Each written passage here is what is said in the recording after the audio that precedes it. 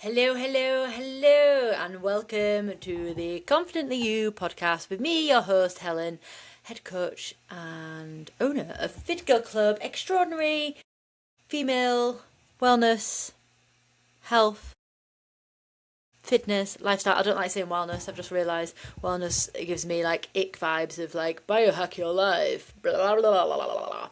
I do not sell snake oil. You know what, if you've been here before or if you're brand new, I'm real. One thing I get a compliment on all the time is, you're really normal. Now, some people think that might offend me, but it's actually the biggest compliment you could give me because I don't want to be an unattainable influencer. I am relatable. I am you. I just might be a few further steps down the line than you are. I've been where you are. I've struggled with certain things in my life and I'm not perfect. I don't claim to be either. So yeah, welcome. That was a great opening to this fantastic podcast. How are you? How is life? How are you doing? If you're listening to this when it releases, I'm in the Lake District, living my best life. It's literally one of my favourite places on earth. Now, I have travelled. Girls, I've been around the world. I'm not showing off. I spent six years working overseas for TUI as a holiday rep. Whoop, whoop. And then 2 years in Australia, and in between that I backpacked around Asia, and then I've done some travelling. I've been to New Zealand, the furthest I've been. I've done most of Asia, including India, a lot of Europe, not much Africa. Been to Tunisia, but that's about it, and a little bit of America, but not much. But I lived in Jamaica for a year as well. Woohoo! That was crazy. I've got some stories, but that's not just me showing off listing the places that I've been to. One of my favourite places in the whole entire world is the Lake District. Just the nature. As soon as you start that drive up there and you get to see those hills, I'm in my happy place. So there'll be lots of walking, running, hopefully some paddleboarding. Depends how windy it is. If it's cold, I'm fine. I'll just put some clothes on. Which sounds mad because you think, well, what if you're in the water? You just get wet. But hopefully you don't fall in. And if you're doing it on lakes, it's a lot easier, girls. Paddleboarding in the sea is hard work. And I also get sea fear. I grew up by the sea on the east coast of England, and the sea is a harsh master. Now, you do not mess with the sea. If you grew up near the sea, you were taught to respect the sea / be scared of it growing up. The tide's coming in, quick get in, everyone panic. Get off the beach, you will die. Sorry, that was really dramatic, but you learn to appreciate it. And I think people that come over to the coast for a little holiday and stuff and get stuck on Filey Brig and have the lifeboat called out for them, I think they just don't appreciate the magnitude of the sea. Like, if you're ever walking on a coastal walkway, promenade, beautiful, glorious, and the sea is so rough that the waves are coming over the sea wall, step away because you might get swept out to sea. Don't know where this podcast is going. I'm not going to be talking about sea safety, and I've just gone on a bit of a little rant there, but this is what you get with me. You get some insights into stuff. Anyway, I'm in the Lake District. It's my favourite place in the whole world. I'm 39 in 2 days, I think. Gosh, when's my birthday? It all blends into one, doesn't it? Is it Friday this year? Yes. I'll just be in my happy place.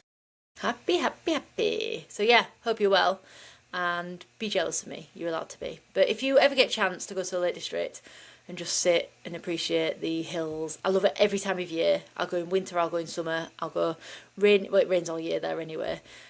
Sun or rain, it's the great place to be.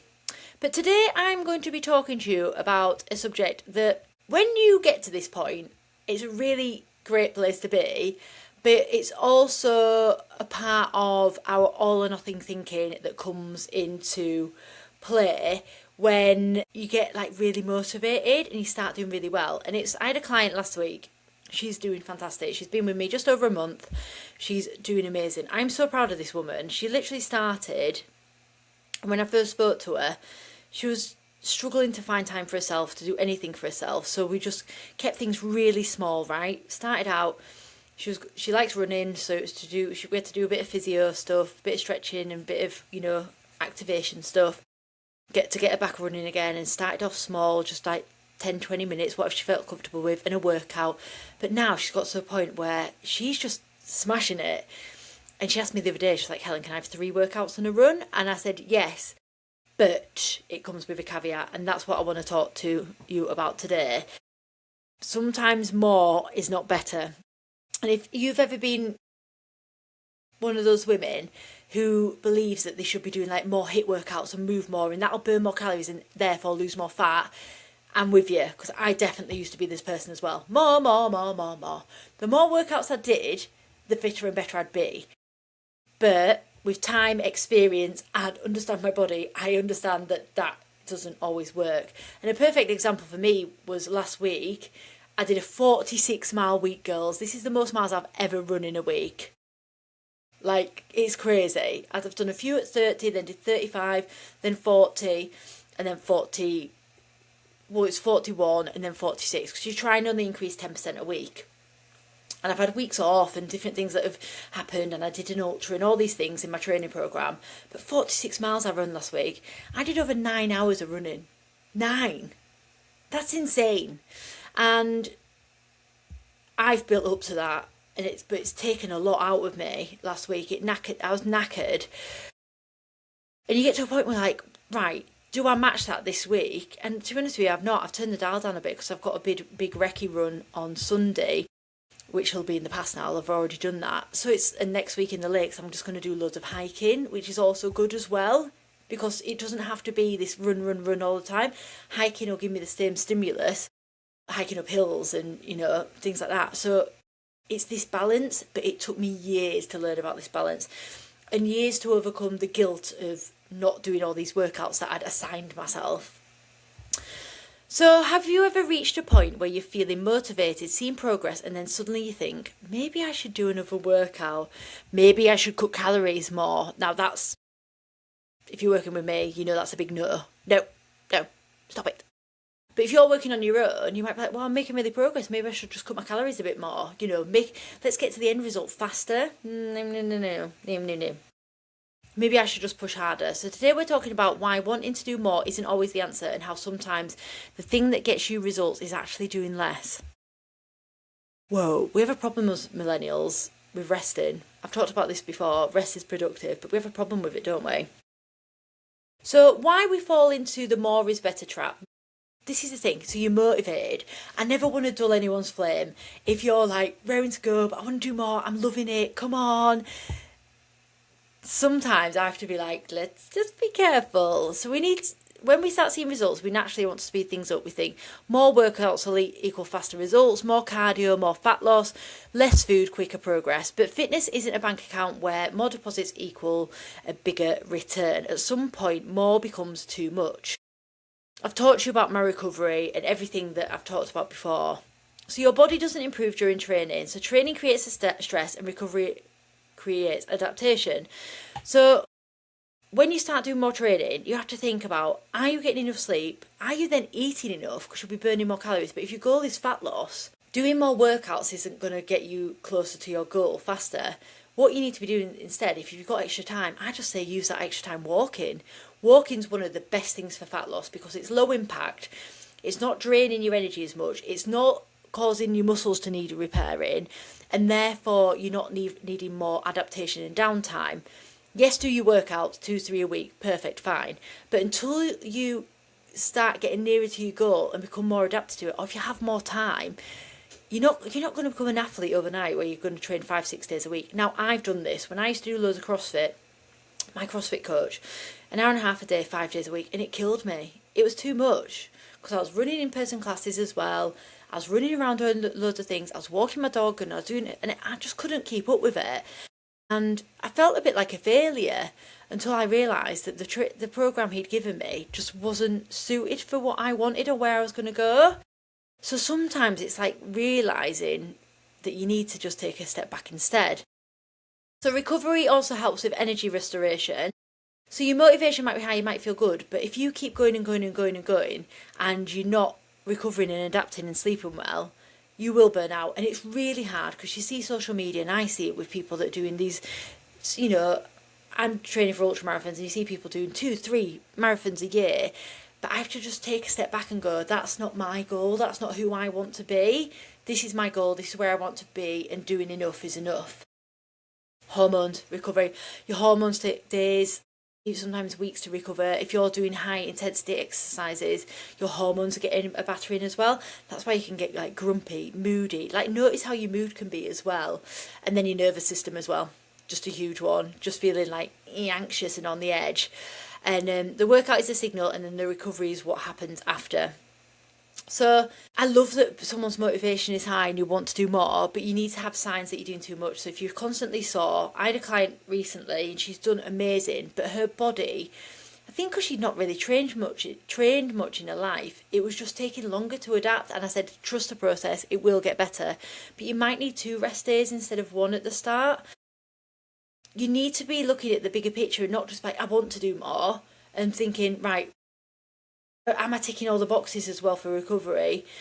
Are you getting enough sleep? Are you eating enough? So it's a hard line. You're in a calorie deficit, so you want to lose body fat, but you also have to have enough energy so that you can adapt and train and then recover. Look at your increased hunger. This can happen as well. So you do more workouts, so you eat more, and then you're not losing body fat. Are you irritable? Are you moody? I was really grumpy the other day. I'm gonna sound like such a madam, but I'm gonna tell you it because it's funny. Martin does the weekly shop, and I'd said to get some soup, and he got this soup I don't like.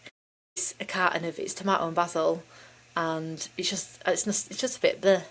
I love tomato soup, but this one's just a bit meh.